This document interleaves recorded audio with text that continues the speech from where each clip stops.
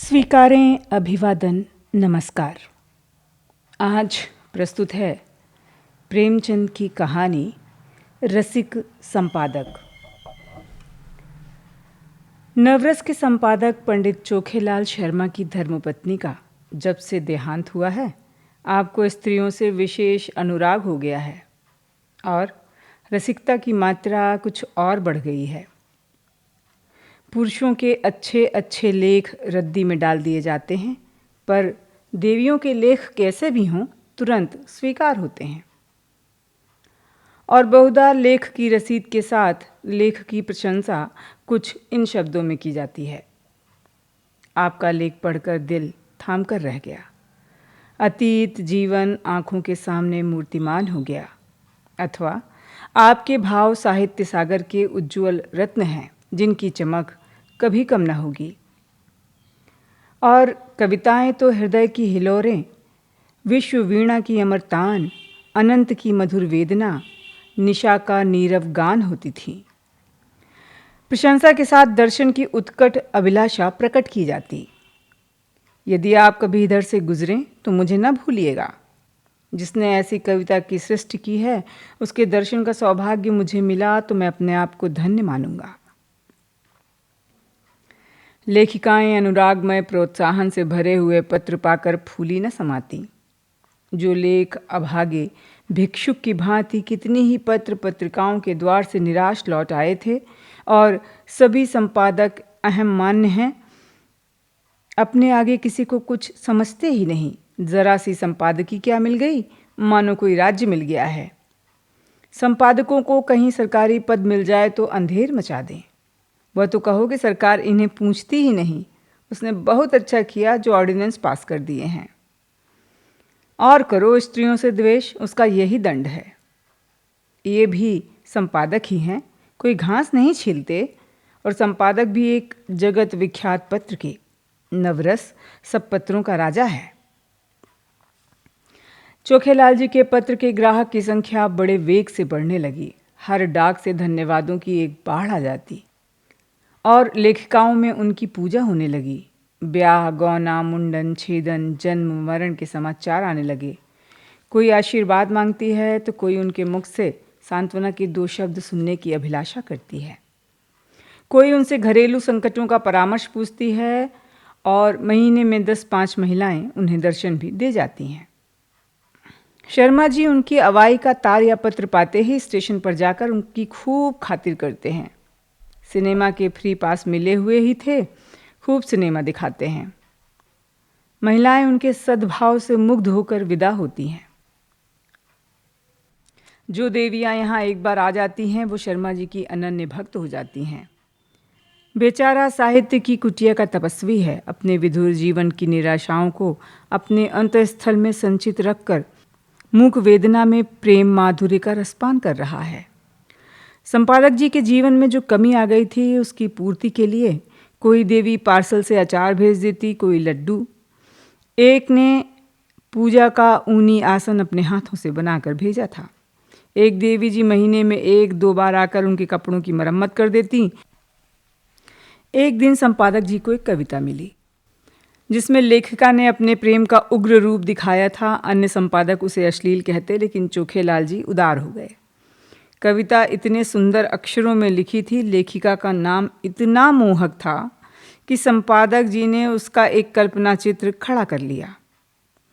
भावुक प्रकृति, कोमल गात, याचना भरे नेत्र।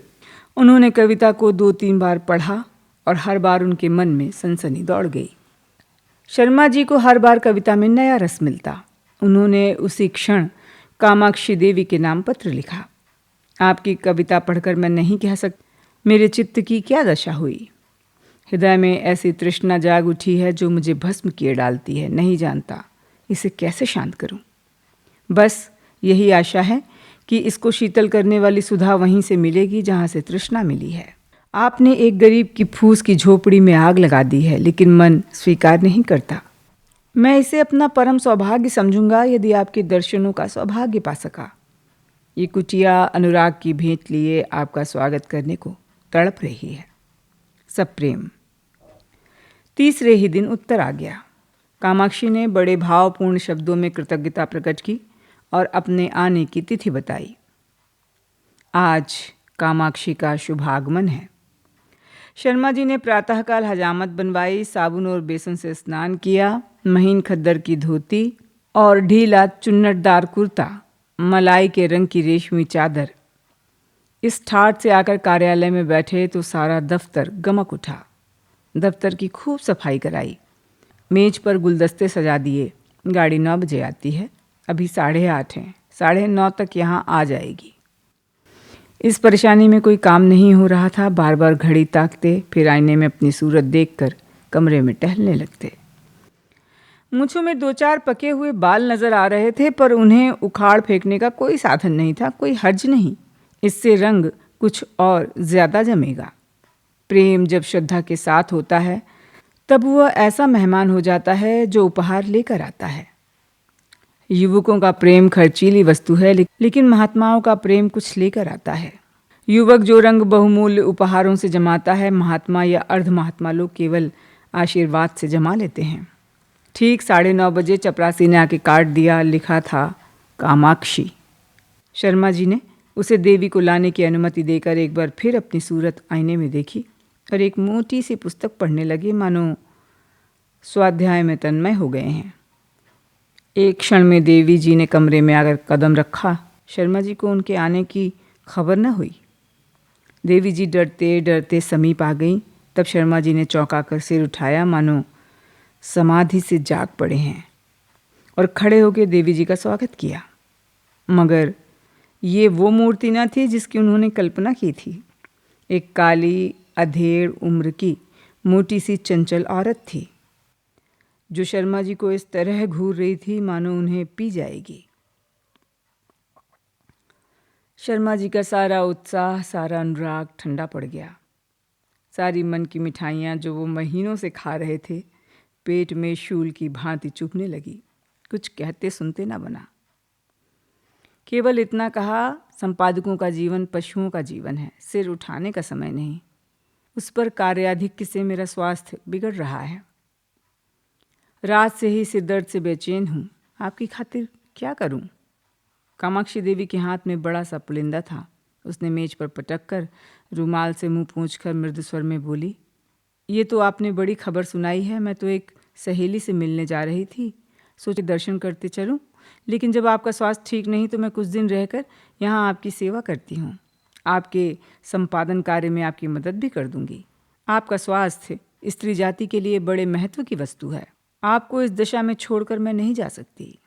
शर्मा जी को ऐसा जान पड़ा जैसे उनका रक्त प्रवाह रुक गया हो, नाड़ी छूटी जा रही है। इस चुड़ैल के साथ रहकर तो जीवन नरक हो जाएगा। चली हैं कविता करने, और कविता भी कैसी, अश्लीलता में डूबी हुई। अश्लील तो है ही, बिल्कुल सड़ी हुई, गंदी।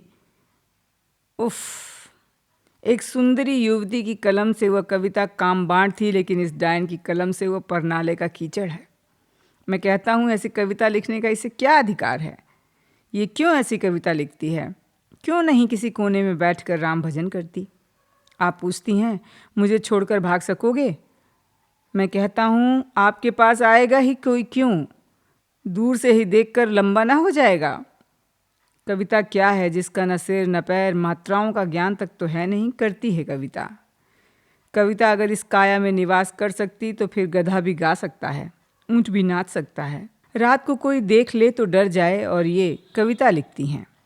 कितना भी कोई क्षुधा आतुर क्यों न हो, क्या गोबर खा लेगा? चुड़ैल इतना बड़ा पोथा लेती आई है, इसमें भी वही गंदा कीचड़ होगा। उस मोटी पुस्तक की ओर देखते हुए उन्होंने कहा, नहीं नहीं, मैं आपको कष्ट नहीं देना चाहता। वह ऐसी कोई बात नहीं, 2-4 दिन में विश्राम से ठीक हो जाएगा। आपकी सहेली आपकी प्रतीक्षा करती होंगी। आप तो संकोच कर रहे हैं, मैं 5-7 दिन के बाद चली जाऊंगी, कोई हानि नहीं। नहीं नहीं देवी जी, इसकी कोई आवश्यकता नहीं। आपके मुंह पर आपकी प्रशंसा करना खुशामद होगी, पर जो सज्जनता आप में देखी है कहीं नहीं पाई। आप पहले महानुभाव हैं जिन्होंने मेरी रचना का आदर किया। मैं तो निराश हो गई थी। आपके प्रोत्साहन का ही शुभ फल है कि मैंने इतनी कविताएं रच डाली। आप इनमें से जो चाहें रख लें।